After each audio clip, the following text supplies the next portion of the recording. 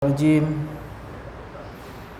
بسم الله الرحمن الرحيم الحمد لله واحد الأحد الفرد الصمد الذي لم يلد ولم يولد ولم يكن له كفوا أحد ليس كمثله شيء وهو السميع البصير اللهم صل وسلم على سيدنا وحبيبنا وشفيعنا وقرة أعيننا سيدنا ومولانا محمد صلى الله عليه وسلم وعلى آله وأصحابه ومن تبعهم بإحسان إلى يوم الدين. قال سبحانك لا علم لنا إلا ما علمتنا إنك أنت العليم الحكيم. قال رب اشرح لي صدري ويسر لي أمري واحلل عقدة من لساني يفقهوا قولي أما بعد. Alhamdulillah, bersyukur kita kepada Allah Subhanahu wa taala, dengan limpah dan inayahnya dapat sama kita berkumpul pada pagi ini. Mudah-mudahan Allah Subhanahu wa taala memberkati dan merahmati kita semua hendaknya, insya-Allah. Amin amin amin rabbal alamin. Hadirin hadirat muslimin muslimat yang dirahmati Allah Subhanahu wa taala sekalian, insya-Allah kita sambung pengajian kita setelah beberapa bulan tergendala akibat Covid. Kita sambung kitab kita, yakni kitab Munyatul Musalli. Wa qala musannifu rahimallahu ta'ala wa nafa'na bi ulumihi fi daraini amin amin ya rabbal alamin. Maka telah berkata musannif, difardukan solat, dan ialah yang pertama yang difardukan dia, yakni perkara yang difardukan oleh Allah Ta'ala atas segala muslimin itu sembahyang. Jadi mengetahuilah kita bahawasanya benda yang terutama sekali, perkara yang paling penting sekali ialah sembahyang. Seperti hadis Nabi SAW, as-salatu imaduddin, faman tarakaha faqad hadama ad-dina.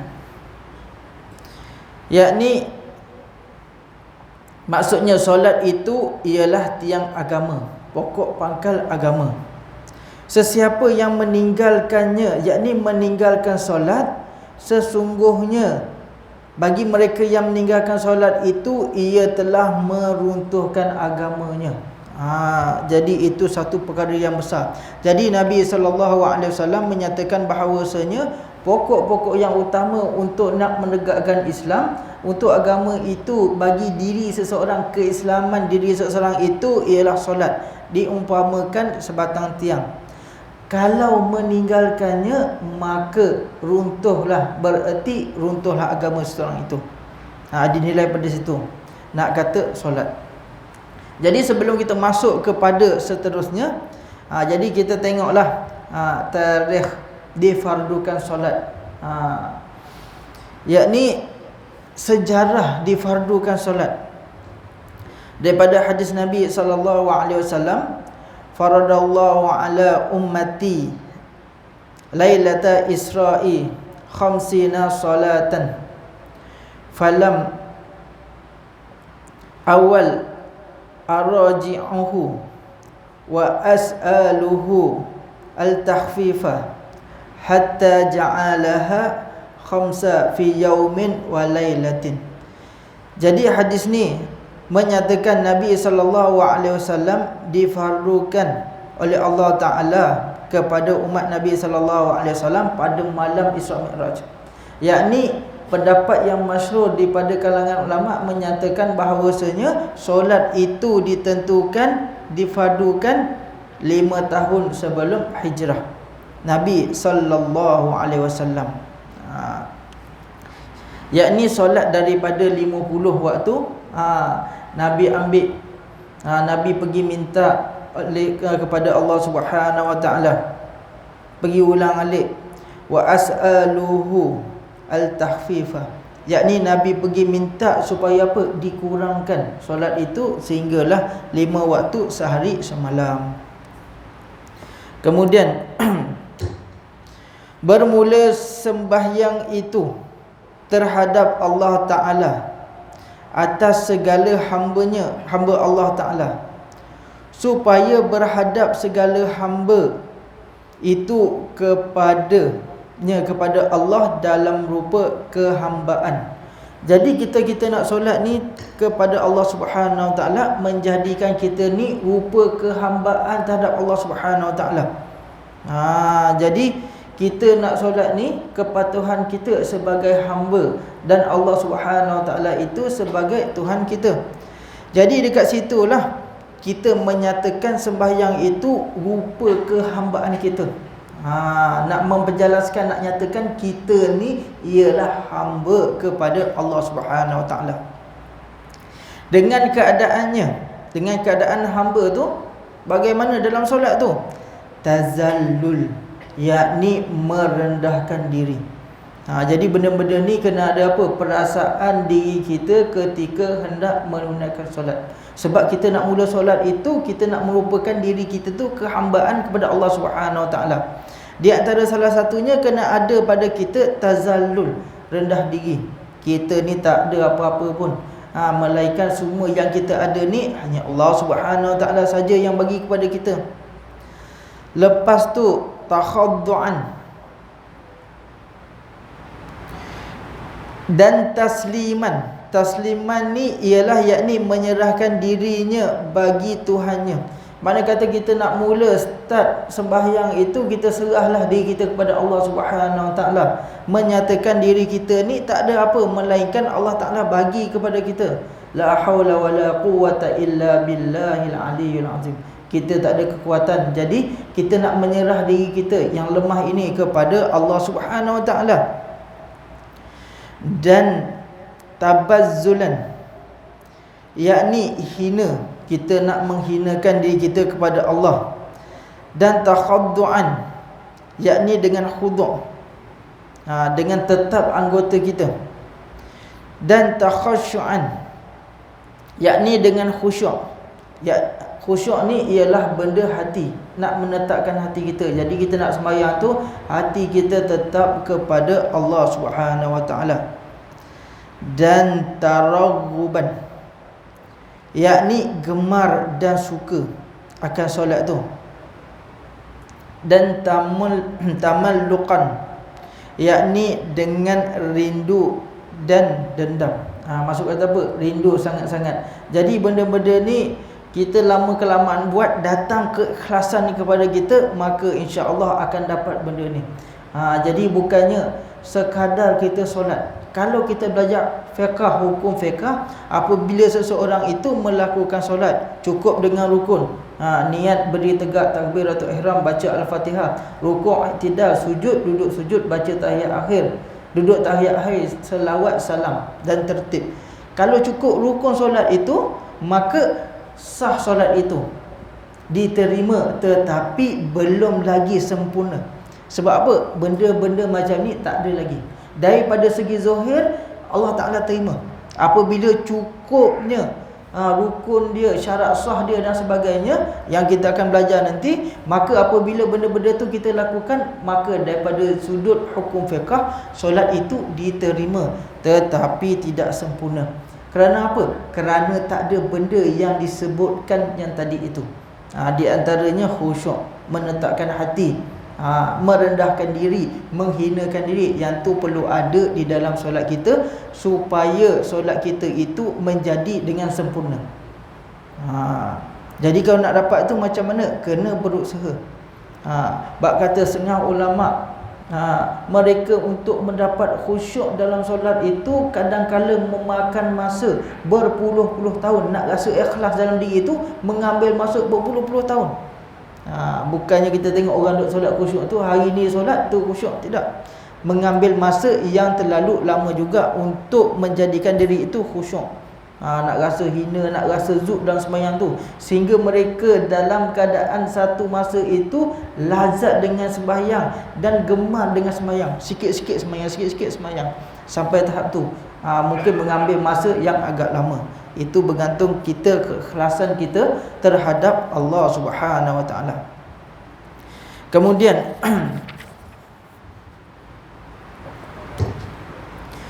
Maka wuqufun itu yakni berdiri itu rupa tazallul, rupa hina. Kita dalam solat mula-mula kita qiyam, kita berdiri. Berdiri. Berdiri mana? Berdiri. Waktu berdiri itulah menyatakan diri kita ini apa dia? Kehinaan terhadap Allah Subhanahu Wa Taala. Kalau orang Arab itu kalau berdiri itu makna kata nak menghinakan diri dia, nak memuliakan orang yang dia berdiri itu. Sebagai contoh, apabila orang besar datang, semua pakat berdiri. Sebab apa? Nak bagi kemuliaan kepada orang yang datang tu. Contoh sultan datang, agung datang, orang besar-besar datang. Jadi bila datang nak masuk pintu tu, kita pakat bangun. Sebab apa? Nak memuliakan orang itu. Jadi apabila tanda kita muliakan orang itu, kita bangun. Begitu juga kita ni terhadap Allah Subhanahu Wa Taala. Apabila kita berdiri itu menyatakan bahawasanya kita menghinakan diri kita dan kita muliakan Allah Subhanahu Wa Taala. Tu tandanya kita berdiri.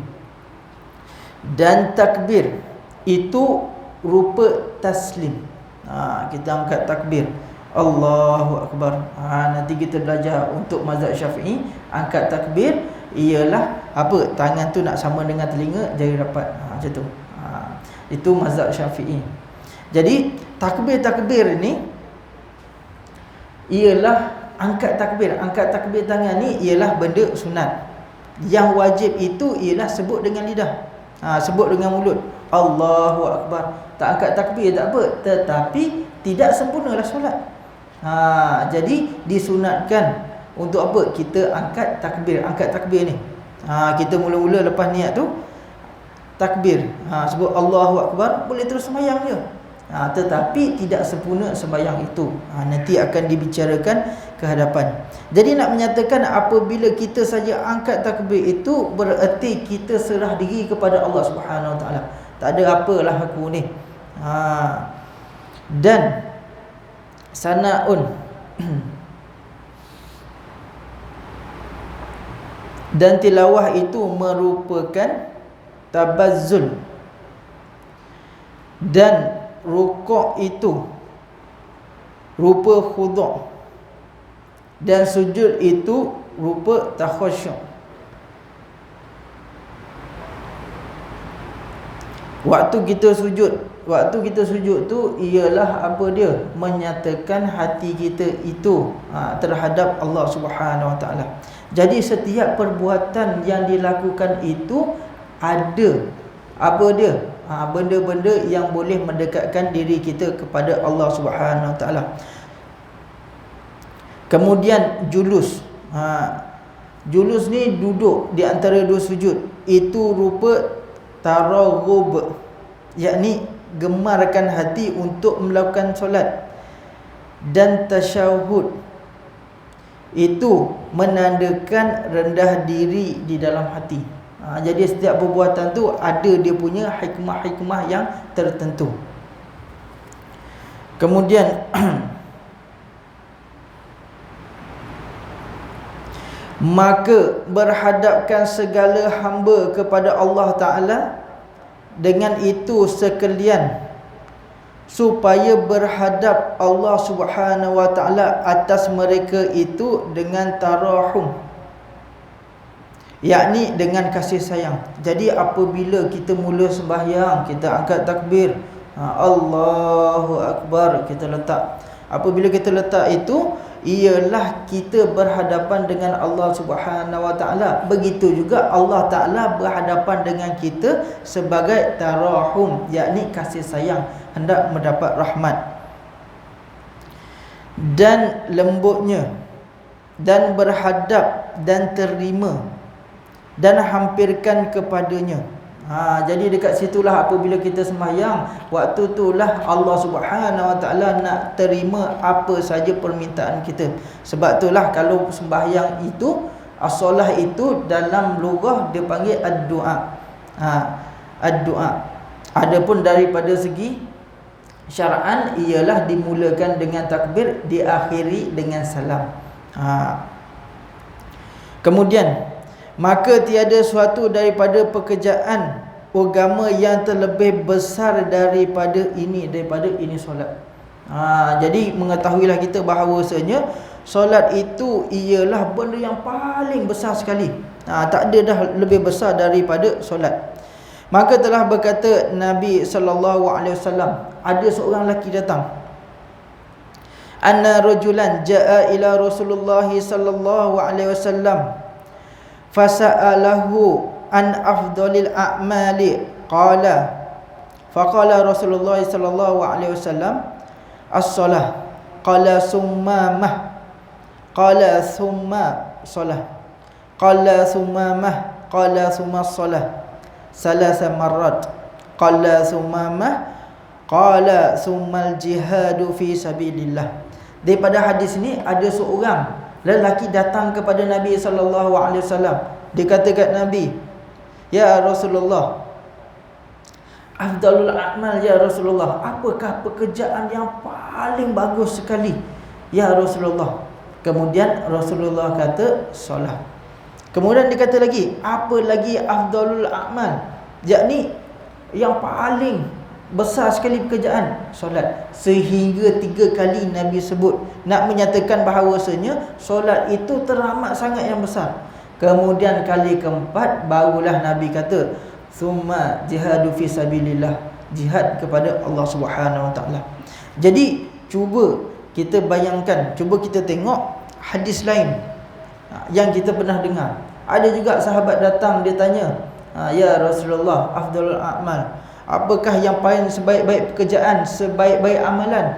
Maka ada Nabi sebut apa dia? Berbuat baik kepada kedua ibu bapa, birrul walidain. Lepas tu pula ada pula sahabat lain yang tanya pula tentang keadaan yang sama juga, apakah pekerjaan yang baik yang Rasulullah? Pekerjaan baik ya Rasulullah, yang paling afdal, yang paling baik, yakni mempercepatkan solat. Jangan melengahkan solat. Kemudian apa? Kemudian baik kepada kedua ibu bapa. Kemudian apa? Kemudian jihad fi sabilillah. Ni hadis daripada Abu Ayyub. Jadi lebih kurang ada 2-3 hadis yang Nabi kata lebih baik. Jadi macam mana kalau kita nak fikir, ada hadis macam bertembung. Kata hadis ni yang paling baik ialah apa dia? Solat. Ada hadis ni yang paling baik solat awal waktu. Dan ada hadis ni yang perkara yang terbaik ialah berbuat baik kepada kedua ibu bapa. Itu satu persoalan. Jadi maka di sini kita mengetahui bahawasanya Nabi SAW dia bagi jawapan mengikut orang yang bertanya. Orang ni jenis malas semayang, suka lewat-lewat semayang, suka lengah-lengahkan semayang. Nabi bagi tahu tentang kelebihan, tentang afdal apa dia? Jangan afdal tentang solat awal waktu. Ada orang ni malas nak pergi perang. Jadi Nabi kata orang ni afdal untuk apa? Jihad fi sabilillah. Maka ada daripada satu hadis juga, seorang lelaki datang kepada Nabi SAW menanyakan, ya Rasulullah, cukup banyak syariat Islam ni sampai sehingga aku pun tak larat nak buat semua. Apakah satu amalan yang terbaik untuk aku lakukan? Jadi Nabi tengok orang tu, Nabi kata apa? Basahi lidahmu dengan zikrullah. Nabi tak suruh dia jihad, Nabi dia tak suruh buat benda lain. Ada sahabat lain Nabi suruh buat tu, ada sahabat lain Nabi suruh buat ni. Maka seorang itu yang datang kepadanya, Nabi tengok keadaannya, maka kamu itu padanlah untuk membasahi lidah kamu dengan zikrullah. Jadi Nabi ni dia akan jawab mengikut siapa yang bertanya itu.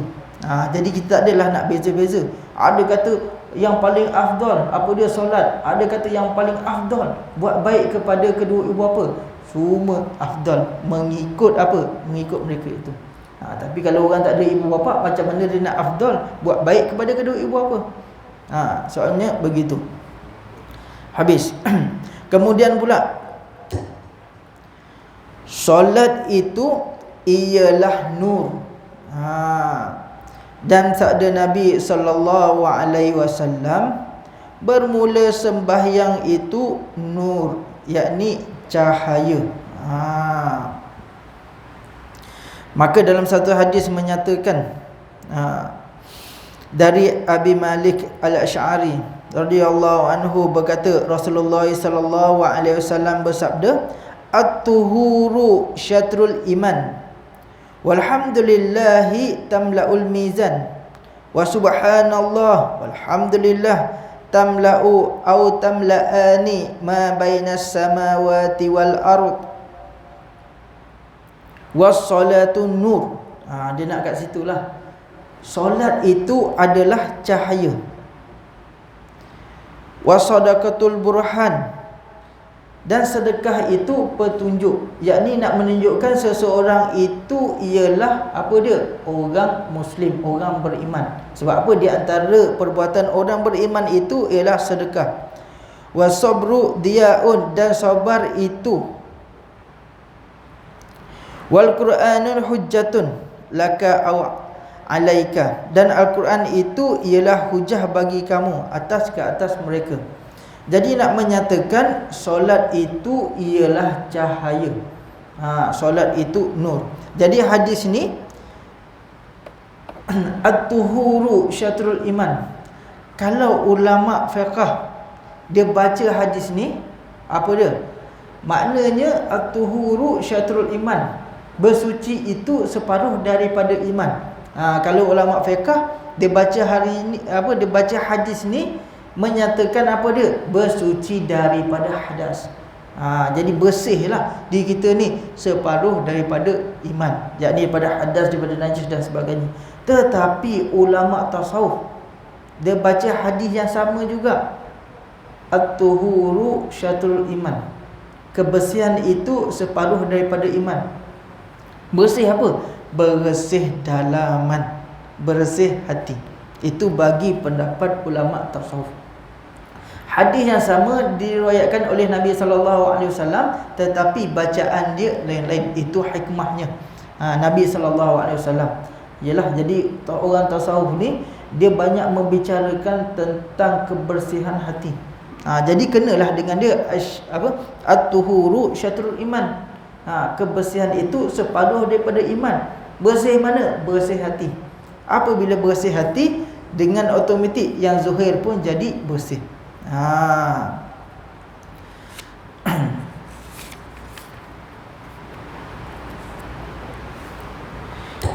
Dan lagi sabda Nabi SAW, sentiasa Allah berhadap atas hambanya dengan mukanya, yakni dengan zatnya. Jadi musannif terjemah sini dengan zatnya. Selama berkekalan ia dalam sembahyangnya, dan bahawasanya Allah Subhanahu Wa Taala mendirikan mukanya, yakni zatnya, kepada seorang kamu selama ada berkekalan berhadap ia atasnya, atas Allah Subhanahu Wa Taala. Jadi apabila kita solat itu, yakni kita berhadapan dengan Allah, Allah Subhanahu Wa Taala itu berhadapan dengan kita. Berhadapan dengan kita. Maka di situ berhadapan dengan kita tu ialah Allah Subhanahu Wa Taala bagi rahmat. Selagi mana kita mula sembahyang hingga ke akhir sembahyang tu, lagi itulah kita duduk dalam keadaan rahmat. Sebab itulah para sahabat mereka itu solat sentiasa, termasuk solat-solat sunat banyak sangat. Sebab apa? Waktu itulah mereka akan mendapat rahmat Allah Subhanahu Wa Taala. Di samping mereka ada dalam hati mereka itu yang disebutkan perkara-perkara tadi, rasa lazat, rasa teringin, rasa rindu dan sebagainya. Jadi apabila kita solat berhadap Allah Subhanahu Wa Taala, masuk berhadap ni itu pun ada qil yang mengatakan apabila seseorang itu berpaling. Apa maksud berpaling? Dia fikir benda lain, maka itu Allah pun berpaling dengan mereka itu. Ada maksud yang berpaling itu ialah apabila bagi salam, Assalamualaikum warahmatullahi, Assalamualaikum warahmatullahi, maka lepas berpaling itu, maka Allah Ta'ala tiadalah bagi rahmat, kerana Allah Ta'ala bagi rahmat dalam sembahyang. Jadi ada dua keadaan. Kemudian faedah solat. Jadi setiap benda yang Allah Ta'ala suruh itu ada faedahnya. Sama juga sebab apa Allah Subhanahu Wa Ta'ala suruh rukuk, apa Allah Ta'ala suruh sujud. Setiap perintah-perintah Allah Ta'ala terhadap manusia itu pastinya ada faedah. Jadi termasuk juga solat itu pun ada faedah. Kemudian telah berkata musannif, dan kerana ini adalah sembahyang sangat banyak faedahnya. Jadi sembahyang ni banyak sangat faedahnya. Lagi ia membukakan bagi hati orang yang kepapaan. Masuk di sini kepapaan, kesusahan. Jadi apabila orang dalam kesusahan, menjadi hati itu terbuka. Membuka hati dalam keadaan kesusahan. Duk fikir macam-macam. Apabila orang itu solat dengan khusyuk dan ingat kepada Allah Subhanahu Wa Ta'ala, maka orang itu keluar daripada kepapaan, yakni apa dia? Kesusahan. Jadi hati dia menjadi tenang. Jadi dekat situ ada dua. Ada kepapaan daripada segi zahir. Daripada segi zahir ni kita tak cukup jadi papa, betul-betul papa. Dan yang kedua, kesusahan, yakni hati gelisah, tak tenang dan sebagainya. Dengan menunaikan solat, termasuklah daripada segi zahir dan batin itu akan terbuka oleh Allah Subhanahu Wa Ta'ala. Dan yang mempunyai daruri, yakni bagi mereka yang nak mempunyai hajat sangat-sangat, daripada ahli qulub.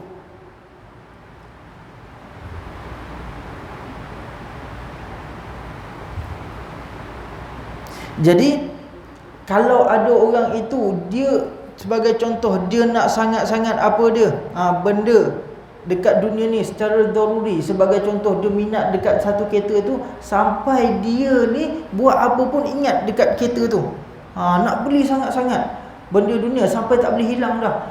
Dia fikir dalam kepala dia, sanggup gadai harta benda, sanggup buat benda-benda yang boleh untuk mendapatkan apa yang dia nak tu, nak sungguh-sungguh. Maka apabila dengan sembahyang itu, dia akan menghilangkan benda itu. Syiddul hajah, yakni benda yang mereka nak sangat-sangat. Padahal kalau tak ada benda tu, bukannya kita boleh mati pun. Tapi nak kata hati kita ni ada hati, ada perasaan, ada nafsu, ingin akan suatu tu. Jadi apabila dengan solat itulah akan menghilangkan rasa keinginan akan suatu itu. Kerana apa? Kerana hati kita berhadapan dengan Allah Subhanahu Wa Ta'ala.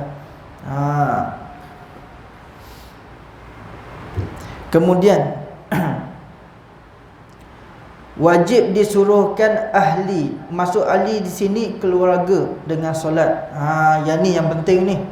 Makna kata suruhan daripada Allah Subhanahu Wa Ta'ala menyatakan kepada ketua-ketua rumah, ketua-ketua pimpinan, apa saja jadi ketua itu, Allah Subhanahu Wa Ta'ala menyuruh mereka itu untuk apa?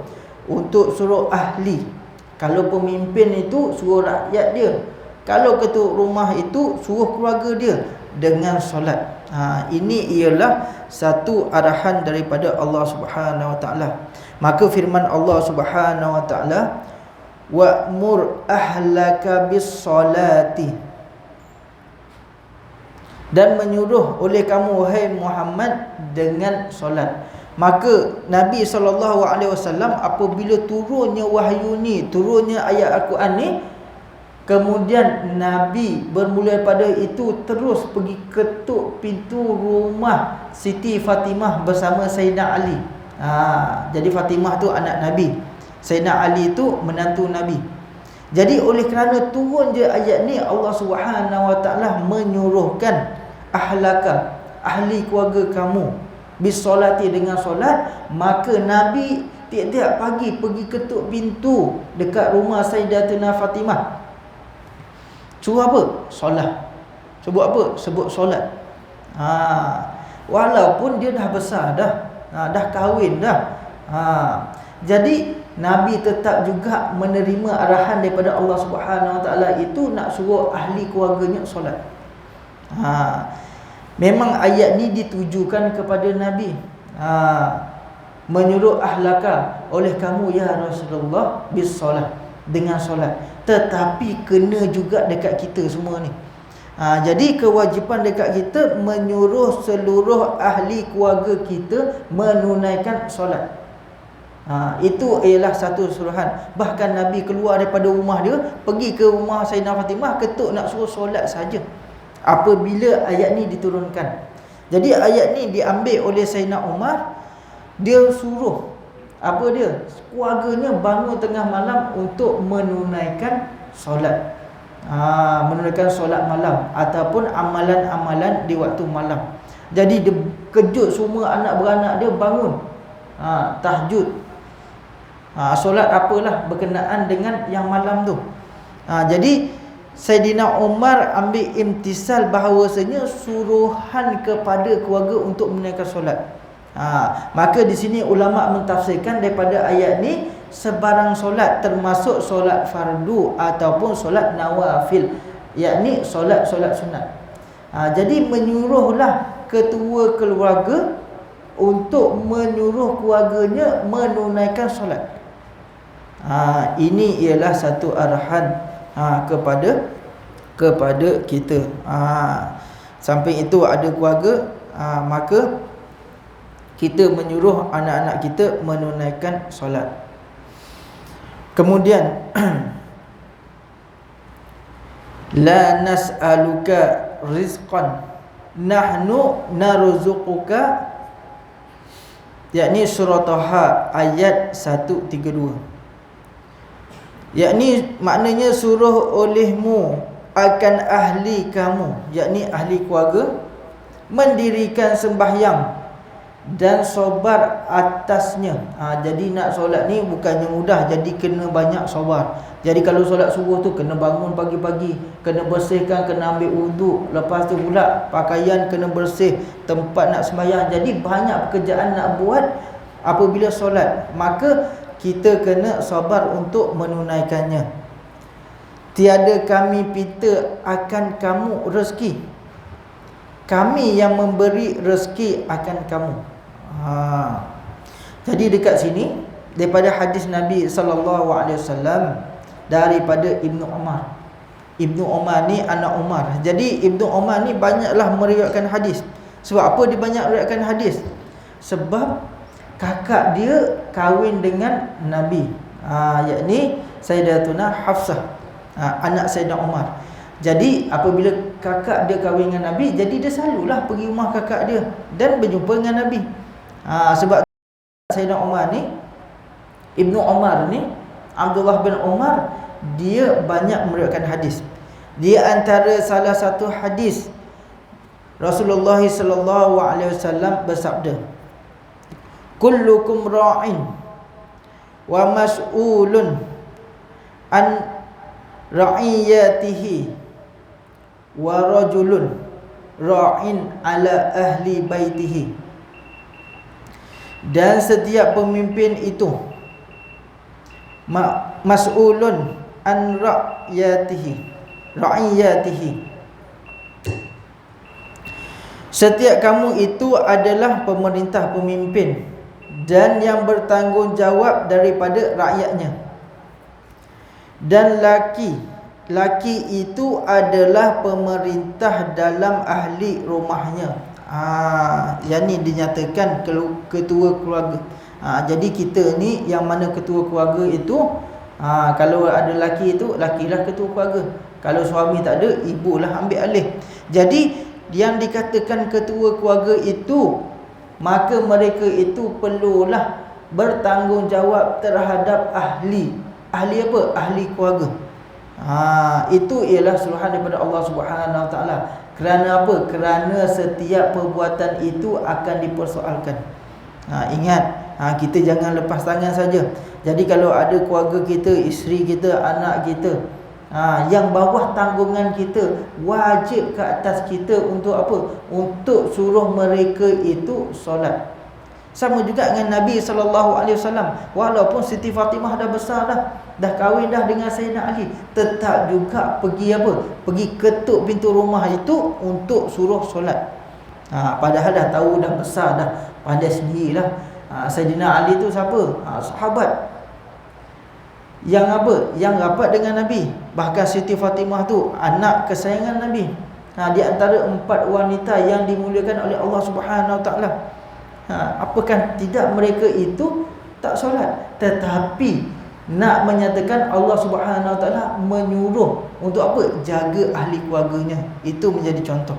Jadi solat itu benda utama. Dan termasuk benda-benda lain lagi. Ada di antara anak-anak kita, isteri kita yang tidak menutup aurat dan sebagainya. Itu adalah tanggungjawab kita. Selagi mana kita hidup dekat atas muka bumi ni, kita perlu bertanggungjawab. Buatlah macam mana pun, suruh anak-anak solat dan sebagainya.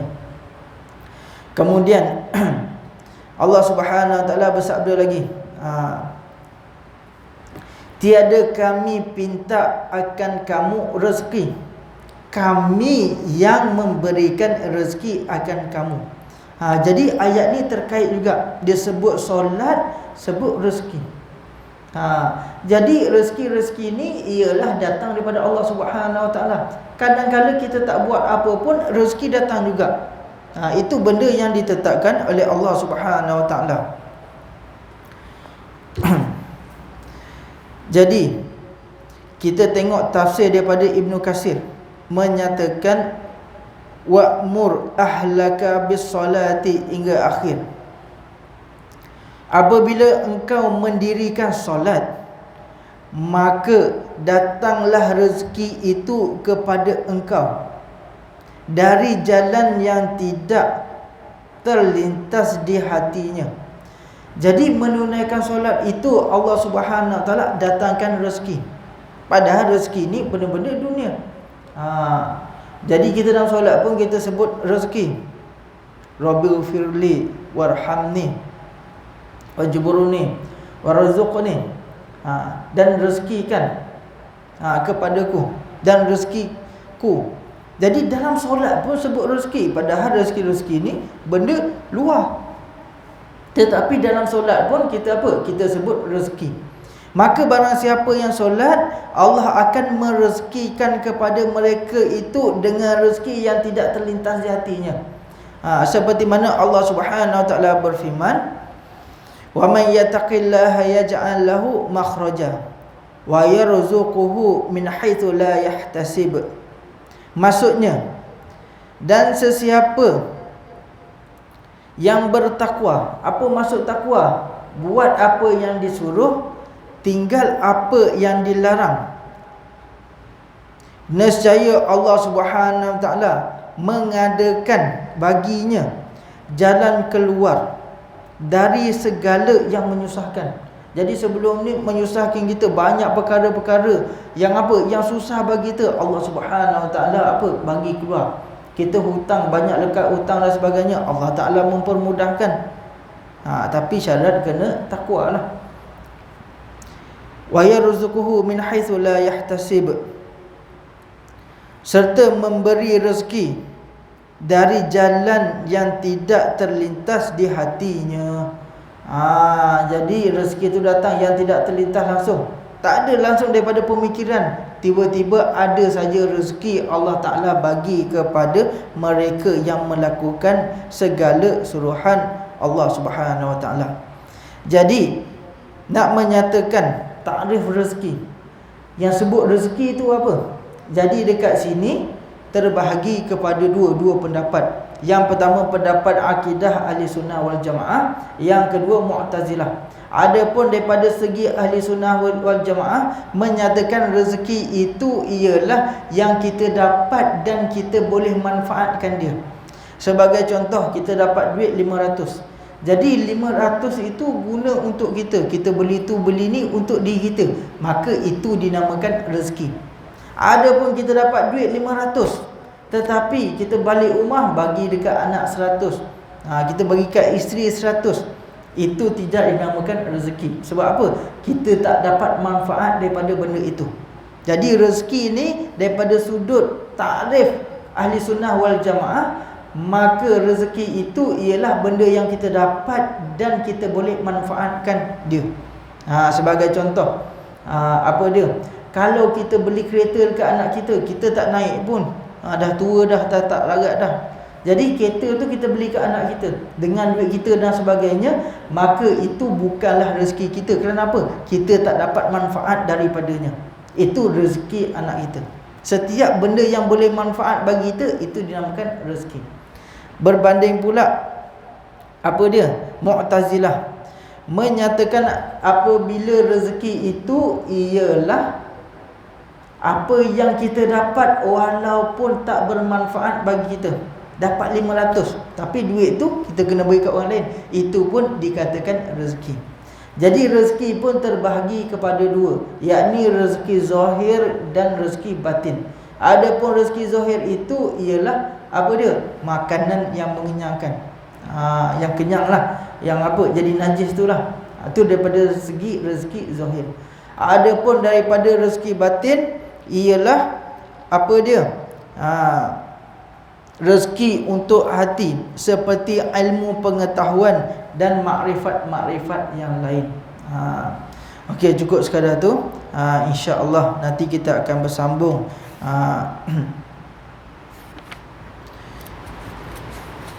Kita akan bersambung. Solat itu adalah tempat sejuk mata hati. Wallahu ta'ala alam. A'udzubillahi minasyaitonir rajim. Bismillahirrahmanirrahim.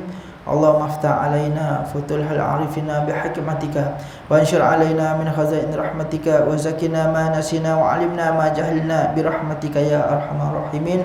Allahumma zidna ilman warzuqna fahman. Amin amin rabbal alamin. Assalamualaikum warahmatullahi wabarakatuh.